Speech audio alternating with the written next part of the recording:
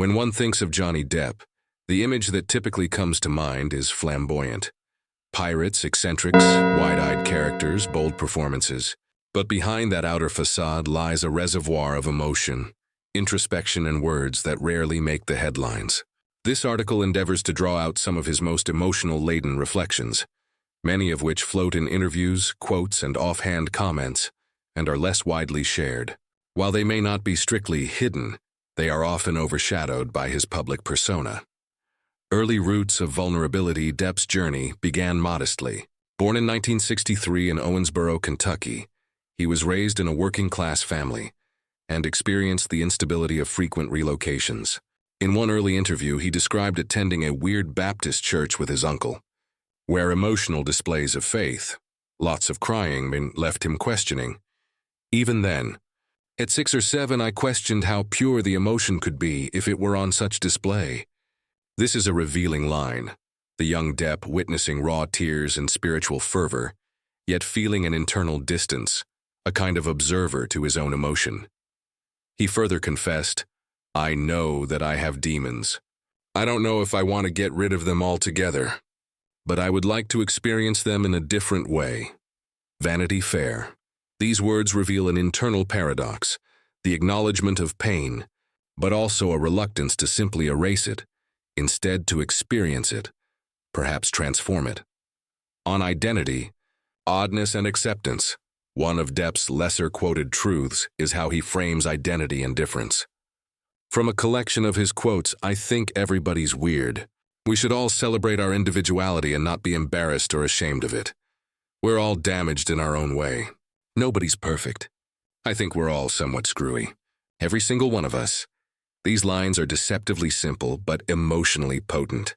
They communicate that Depp sees himself not as above the fray of human frailty, but deeply within it. His weirdness and damage aren't obstacles to hide, but hallmarks of being alive. In another quote he offered, "If someone were to harm my family or a friend or somebody I love, I would eat them. I might end up in jail for 500 years, but I would eat them." Goodreads. While hyperbolic and delivered with characteristic humor, the underlying emotion is fierce protection, loyalty and vulnerability in love, fame, love and the cost of both. In more recent interviews, Depp has reflected in ways that feel deeply personal, not about roles or fame, but about the human cost. He said, "Fame is the last thing I ever chased." The Times of India. And on love. Love was manifested in a different way. The Times of India. These statements carry weight. They convey that for Depp, the outward success, the lights, the recognition, was never the goal. Instead, a more private understanding of love, of self, was at play. Also, everything that we experience, whether you're given a snow cone or walking your dog, you learn something somewhere along the way. So I don't have any ill feelings toward anyone. I don't have this great reserve of hatred, because hatred requires caring. Why carry that baggage? New York Post here. Depp is wrestling with the emotional aftermath of decades in the spotlight, lawsuits, media scrutiny, heartbreaks. His admission to not holding on to hatred is emotionally rich. It's a form of self-preservation and acknowledgement that caring too deeply about certain things can be corrosive. Trials. Truth and the quiet.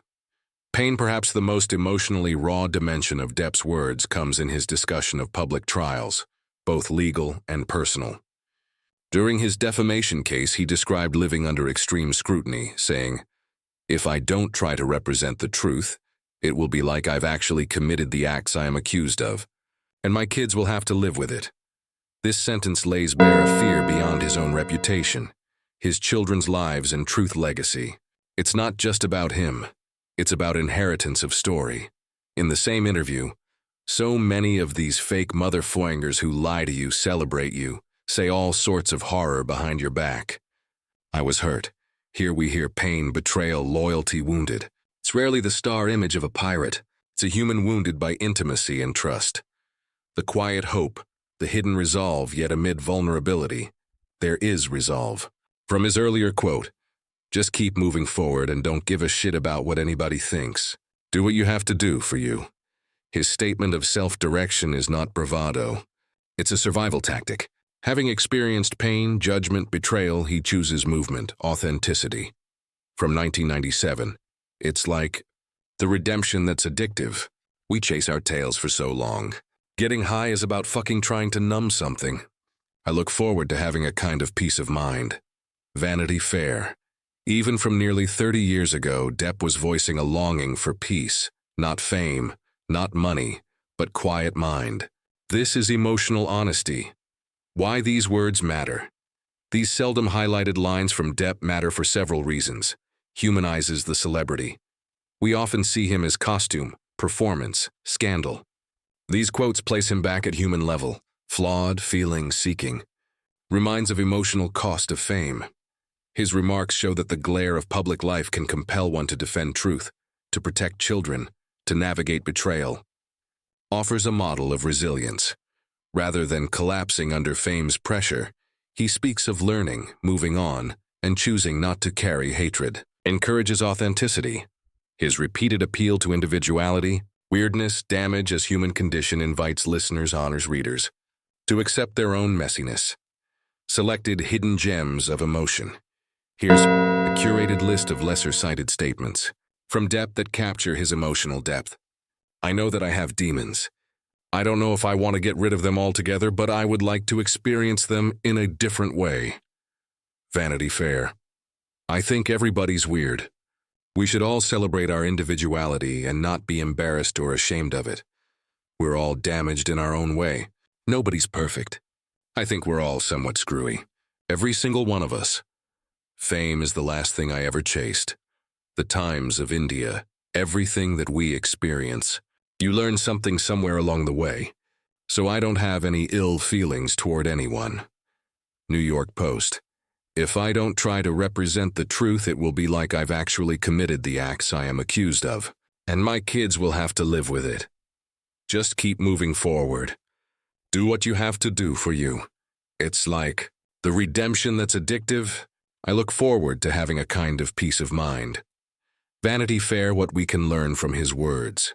Accepting our weirdness. Depp turns weird from insult into asset. Acknowledging past pain. He doesn't repress but reframes the demons. Choosing truth over reputation, especially when stakes involve children or legacy. Letting go of hatred. Realizing that holding on to bitterness is a self-trap. Prioritizing peace of mind. Not always visible, but his consistent longing. Authenticity over label. He refuses to be neatly categorized, e.g., rebel, actor, pirate. He wants to just be the unspoken side.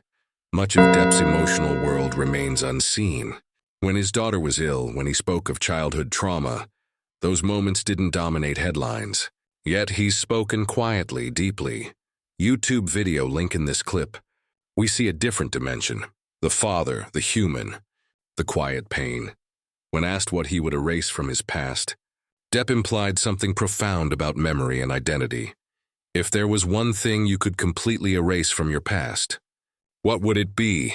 Facebook, though he didn't give a soundbite answer. The question hangs. Some scars we carry because erasing them might erase a piece of self in. Conclusion: Johnny Depp remains one of cinema's most visible faces, yet behind the mask of characters and headlines lies a man whose emotional terrain is laced with introspection, vulnerability, and quiet strength. These words, these reflections, are no one knows about only in the sense they aren't the ones replayed by tabloids or publicists. They are the soft hum beneath the storm. If you take nothing else away, consider this. In a world that rewards the loud, Depp often chooses the soft truth, the admission that we're flawed, weird, damaged, and that's okay. And maybe in that lies one of his most profound emotional legacies. Friends, subscribe the channel, and I wish you good luck. You should take care of yourself.